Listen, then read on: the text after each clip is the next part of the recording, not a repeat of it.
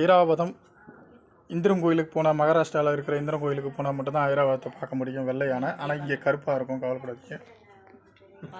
காமதேனு பார்க்கடலை கடையும் போது கிடைச்சது தான் காமதேனு. இதான் கற்பக விருட்சம்.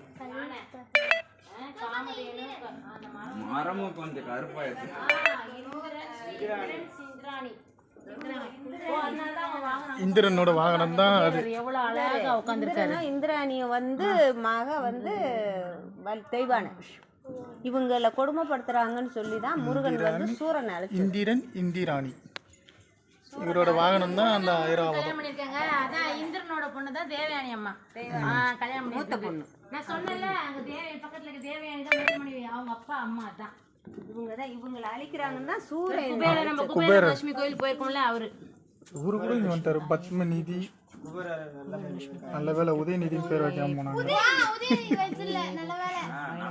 பத்மநிதி சங்கநிதி, ஆமா பத்மநிதி சங்கநிதி. இவங்க பேரு பத்மநிதி சங்கநிதி. பெருமாள் அவங்க தங்கச்சி பார்வதி கல்யாணத்துக்கு கடன் இவர்கிட்ட தான் வாங்கினாரு. இன்ன வரைக்கும் அடைக்க முடியாம சுத்திட்டு இருக்காரு திருப்பதியில. செம்ம அழகா இருக்கு பாருங்க, யானை ஃபர்ஸ்ட்ல நிக்கிற மாதிரி. இந்த பக்கம்லாம் செம்ம அழகா இருக்கு.